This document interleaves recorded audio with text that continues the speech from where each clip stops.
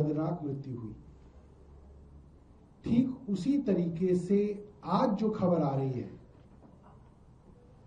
कि आशीष सूद जो मंत्री हैं उनकी विधानसभा में जगह जगह गड्ढे हैं। आशीष सूद की विधानसभा में दो ही चीजें मशहूर हैं, एक आशीष सूद के होर्डिंग, जहां देखो उनका होर्डिंग है, और जहां देखो सड़क में गड्ढे हैं। और उनमें से एक होर्डिंग के अंदर एक आपके हमारे जैसा सैलरीड आदमी, 25 साल का नौजवान, HDFC रोहिणी में कॉल सेंटर में नौकरी करने वाला, एक माँ का लाल जिसको 25 साल का बड़ा किया उस परिवार ने, वो उस गड्ढे में सुबह गिरा हुआ पाया गया। गड्ढा वहां था और उन गड्ढों के विषय में RWA लगातार प्रशासन को कंप्लेंट कर रही थी, या RWA से वहां पे जाके पता कर लीजिए। झूठे मंत्री आशीष सूद वहां पे सुबह सुबह बहाने बनाने पहुंचे। बेशर्मी देखिए, ऐसे समय में आप ये कहते हैं कि हम एक निष्पक्ष जांच करेंगे, मगर झूठे मंत्री क्या कहते हैं, नहीं मैंने जांच कर ली है। यही मंत्री है उस विभाग के। UD मिनिस्टर जो है एडमिनिस्ट्रेटिव मिनिस्टर होता है जल बोर्ड का, एडमिनिस्ट्रेटिव मिनिस्टर यही है। एडमिनिस्ट्रेटिव डिपार्टमेंट ऑफ दिल्ली जल board which is a board is urban development, he is the minister concerned. और ये कह रहे हैं मैंने जांच कर ली है।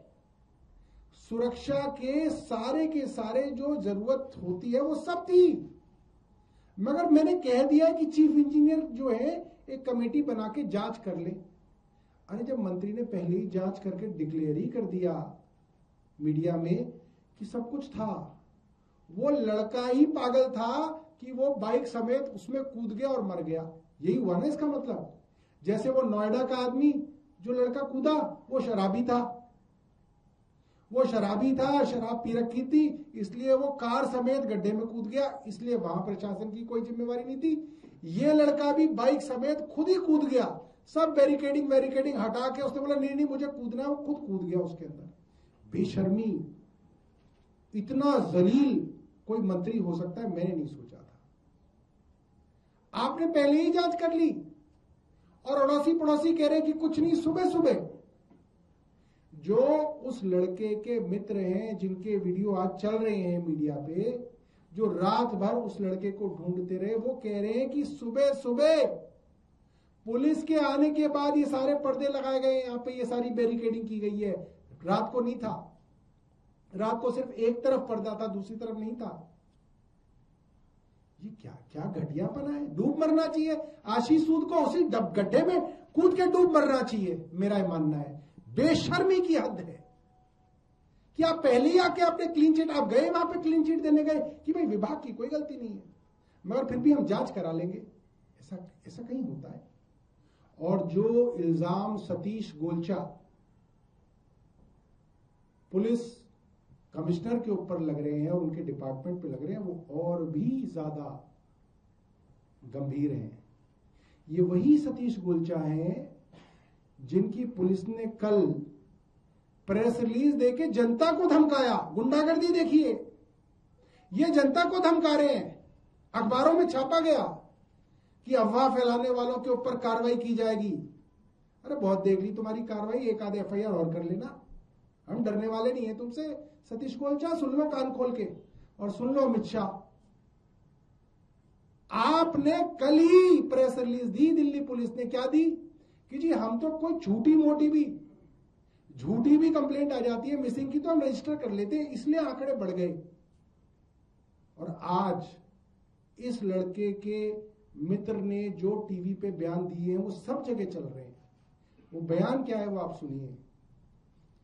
11:53 पर रात को वो लड़का जिसका नाम कमल था, 25 साल का था, अपने रोहिणी स्थित कॉल सेंटर से चला और जनकपुरी पहुंच गया 11:53 पर, और उसने घर पे कॉल किया कि मैं 15 मिनट में घर आ जाऊंगा, यानी कि आसपास ही उसका घर था।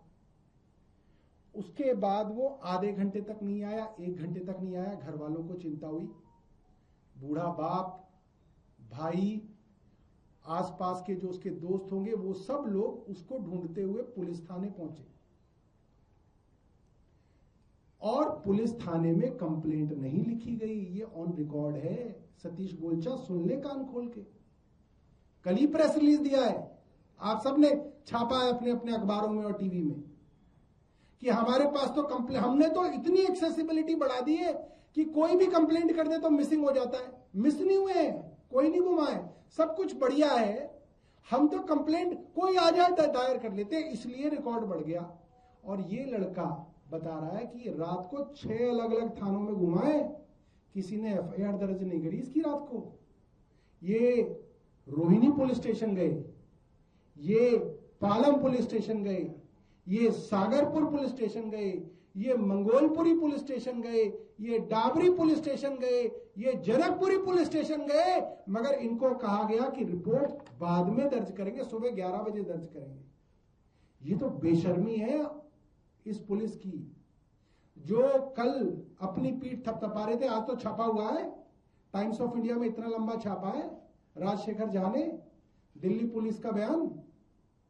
अरे तुम पीआर कंपनी क्यों नहीं खोल लेते दिल्ली पुलिस की, वही चला लिया करो कि जी ऐसा नहीं है, आंकड़े तो ये तो हर साल ही होता है। तो और शर्म की बात है। अगर हर साल इतनी लड़कियां गुम हो रही है, नाबालिग लड़कियां, तो और भी शर्म की बात है। उससे ज्यादा शर्म की बात क्या हो सकती है कि आप पिछले साल भी उतने ही नालायक थे जितने इस साल उतने नालायक हो। 6 थानों में गए, उनकी रिपोर्ट दर्ज नहीं हुई, और हुई हो तो दिखा दो। वो लड़का तो कह रहा है नहीं करिए आपने दर्ज।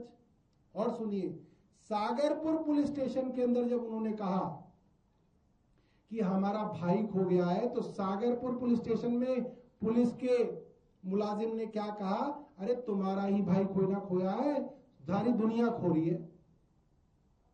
ये पुलिस थाने में बोला गया उसको सागरपुर में कि जगह जगह कितने खो गए, तुम्हारा ही कोई ना अकेला खोया है।